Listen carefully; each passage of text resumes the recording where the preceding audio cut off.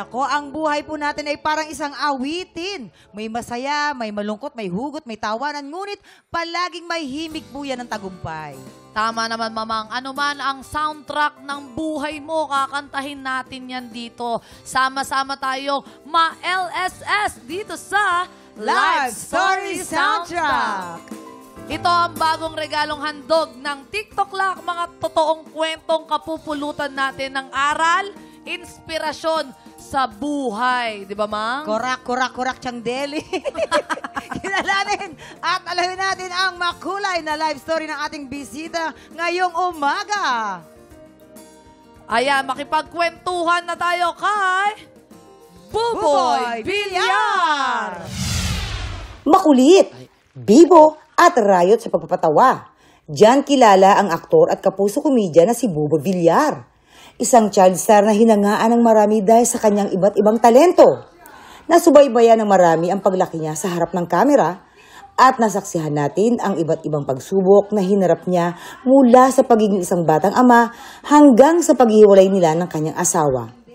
Ang mga kwentong hindi alam ng marami tungkol kay Buboy mula sa mga pagsubok na pinagdaanan niya sa kanyang pagkabata hanggang sa mga hamong kinaharap niya bilang isang ama.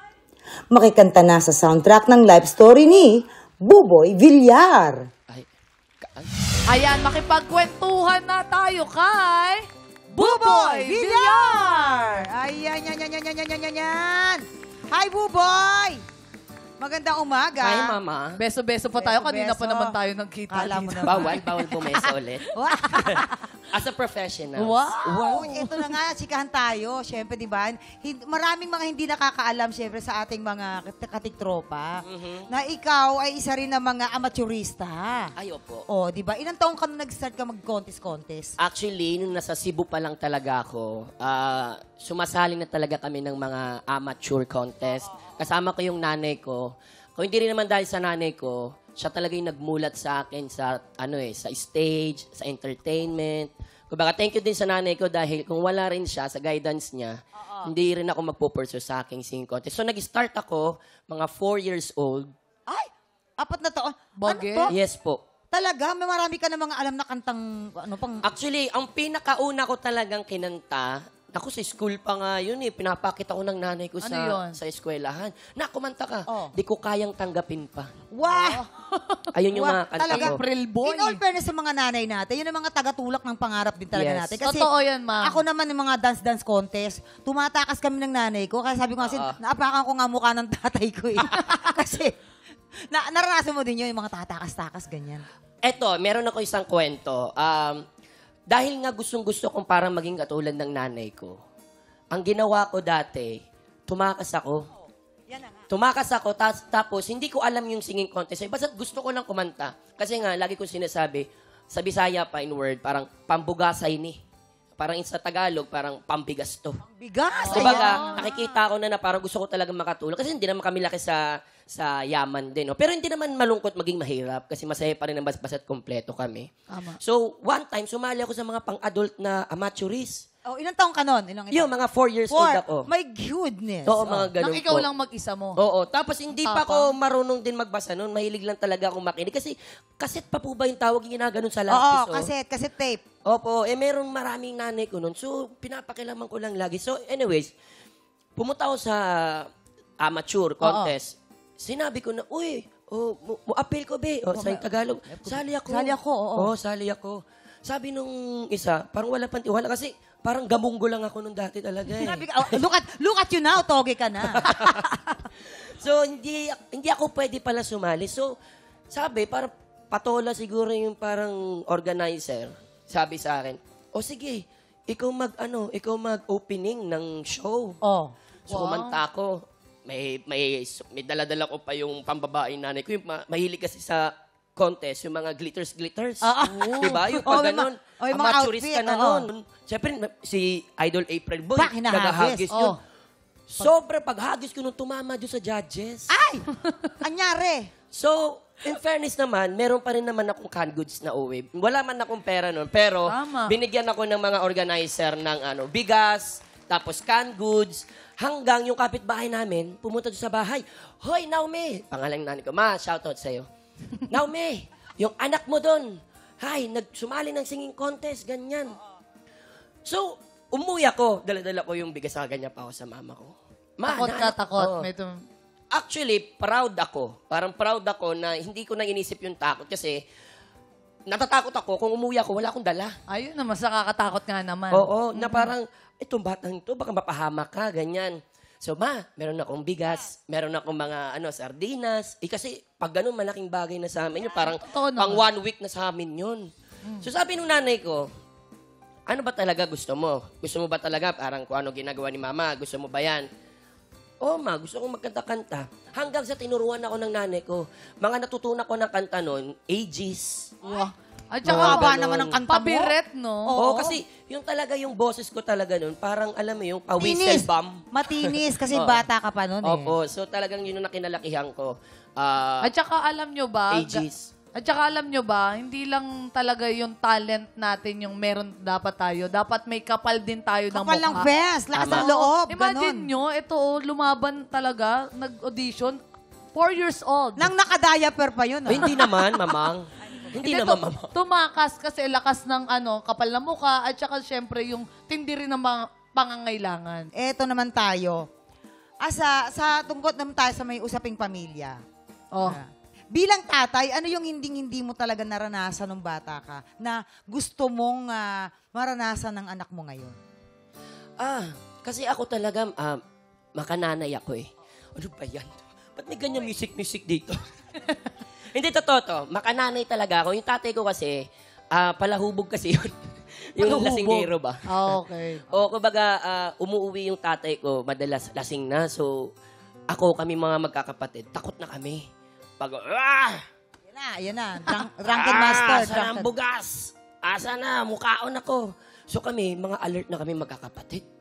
Talagang, minamasahin na namin yung tatay namin. Kasi siya talaga yung parang tumatayo sa amin na, alam mo yung nagsusustento, siya yung parang nagpapasok ng pera sa loob ng bahay namin. Basta ganun, parang nilagay ko lang sa utak ko na parang, hindi ako magiging katulad ng tatay ko. Gusto ko, pag lumaki yung mga anak ko or basta nandito ako, gusto ko, pag nakita nila ako, hindi ako nakikita ang magalit. Parang gusto ko laging masaya lang. Lagi ko lang sila pinapangiti. Yes, tama. Kasi sabi mo nga kanina, 'di ba? Kahit hindi kahit mahirap kami, basta kumpleto, masaya. Kompleto. Tama. Ikaw, Buboy, parang bilang ama, tapos batang ama si Buboy talaga, Oo. 17 years old. Yes. Siyempre, nung nagkabi, mahirap ba? Actually, meron akong motto. Mahirap ba bumuo ng isang pamilya sa edad na 17 years old? Meron akong parang motto ba to? Parang kasabihan ko sa sarili ko Sarili lang. mo, Na paniniwala parang, mo. Huwag mong isipin na mahirap ang mga bagay-bagay. Kasi kung iisipin mo mahirap ang mga bagay-bagay na yan, mahirapan ka talaga. Tignan mo na lang yung positive side. Oo. Kung ano yung pwede mong gawin, ano pa ang kaya mong gawin para sa pamilya mo at sa mga anak mo. So, lagi akong positive thinker. Basta yon. Basta yun. Yung Pero- ano yung natutunan mo sa tatay mo na talagang naa-apply mo ngayon bilang ama sa mga anak mo? Yung tatay ko naman kasi, actually, kahit naman ganun-ganun yung tatay ko, kasi ano ko yun parang siya yung dakilang gangster ko yung tatay ko na yun. Kahit paano, nasasaktan din kami noon, yung nanay ko, kahit kami, lagi ko pa rin siyang iniintindi. Mas pinipili kong intindihin siya kasi no matter what happened, pumunta man ako sa Pluto, sa Mars, tatay ko pa rin siya. Tama, yan. So, syempre, hindi naman lingid din na naging bata kang ama. Meron ka bang regret na sana ginawa ko to noon, sana hindi siya ganito ngayon? Siguro wala akong pinagsisihan. Kasi kung meron man, baka masaktan lang ako Kumbaga, sinasabi ko na lang siguro sa sarili ko na kung mangyari man ulit to sa'yo, at least alam mo na yung gagawin mo. Kung hindi man nangyari sa'yo, nangyari sa mga magulang mo. Lagi po akong ganun. So, kung daanan ko man ulit yan, kung may mali, gagawin ko na lang tama. Ayun. Grabe si Buboy, no? Nakikita lang natin siyang Oo. laging nagpapasaya, pero hindi nyo alam na grabe din pala yung mga pinagdaanan Oo. niya bago niya marating kung nasaan siya ngayon. Oo, kasi ang buhay naman din, hindi naman porket na... Actually, hindi naman ako komedyante. Kumbaga, ito lang talaga yung Oo. persona ko. Very Makulit jolly na- lang tayo. Napaka-positive Oo. niya sa buhay. Yun siguro yung naman ako sa nanay ko. Kasi nanay ko, ganun lang na ganun yung nanay ko. O, yun na nga. Masayahin lang kahit anong dumating na problema. So, yun yung parang maganda din na naman ako sa nanay ko. Basta salamat din talaga para sa mga magulang natin na And talaga speaking of supportive. yan, pasasalamat. Siyempre, nanonood ng nanay at tatay mo ngayon. Meron ka bang gustong-gusto talagang masabi sa kanila? Oo, na baka hindi mo pa Oo. nasasabi. Ayun. Si mama, ano yan eh. Buti nga wala nga po siya dito. Kasi kung nagkukwento akong ganito, nauna yun umiyak. Pag ayoko nakikita nanay ko umiyak kasi sobra na akong hindi na ako makapagsalita. Namimiss mo rin sila, syempre. Oo, syempre. Syempre ako nakabukod na ako ngayon. Ay, alam ko nanonood kayo kasi mahilig manood ng TikTok lang yun. Promise sa inyo. Ma, I love you. At gusto kong humingi ng pasensya sa iyo kung paminsan-minsan hindi ako naging perfectong anak sa iyo. Pero kahit anong man po ang mangyari, ma, mahal na mahal kita at mahal na mahal ka ng mga apo mo din. At sa... Naiyak mo na si Erlyn. Bakit? Hindi kasi... Sa tatay ko naman, syempre, tumatanda na tayo, di naman tayo pabata. Gusto ko lang sabihin sa iyo na hindi pa uli ang lahat.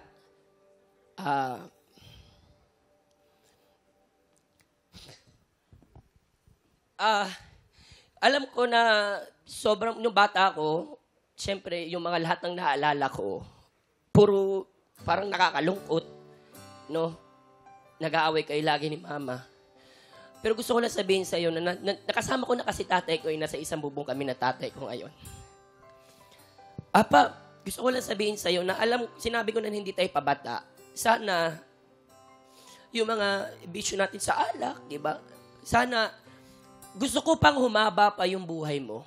Gusto ko kitang makasama ng matagal. Gusto ko pa na makita mo pa ako na mag-success pa talaga sa buhay. Kasi, unat simulat sa publiko yung parang nagtaguyod din sa amin, si mama. Gusto ko naman din na makabawi bilang isang anak mo. At gusto ko lang sabihin sa'yo na wala akong sama ng loob sa'yo.